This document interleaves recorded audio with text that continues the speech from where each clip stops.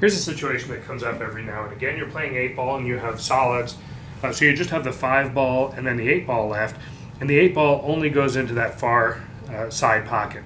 It doesn't bank into that lower corner there, but you have the wrong angle on the 5-ball. The 5-ball is aiming toward the left side of the side pocket. What do? Well, this is a case where a shot called after-shot Masse is useful. This is not a particularly difficult shot. It just goes like this.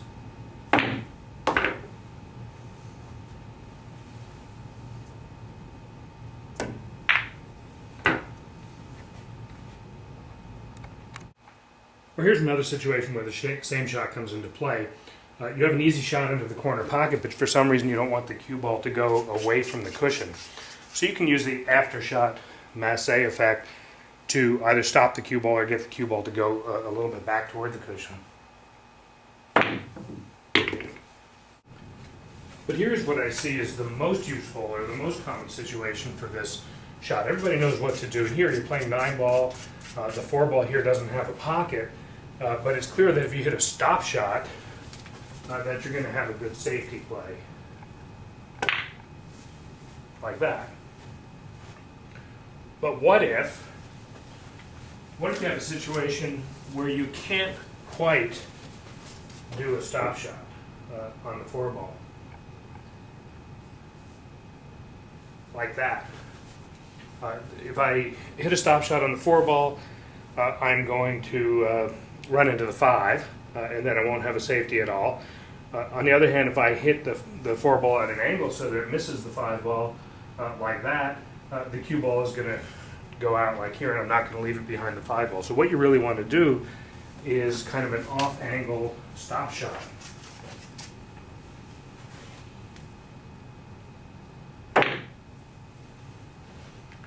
So that's an after-shot Masse. Or here again, the 4-ball doesn't pass into the side pocket, and I can't hit a stop shot, a normal stop shot, or I'd run into the 5-ball. So I can try to use the after-shot Masse effect and hit the 4-ball in that direction there.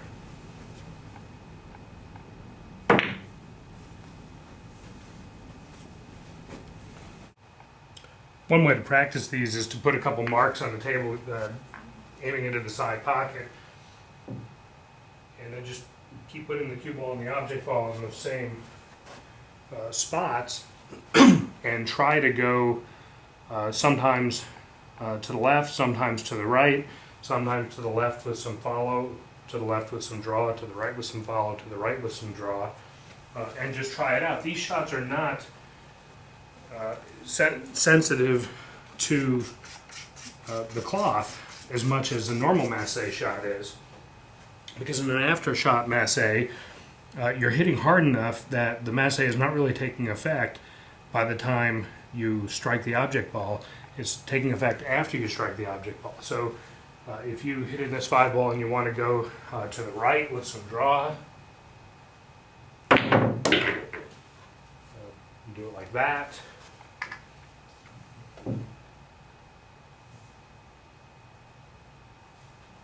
To the right with some follow. You do it like that.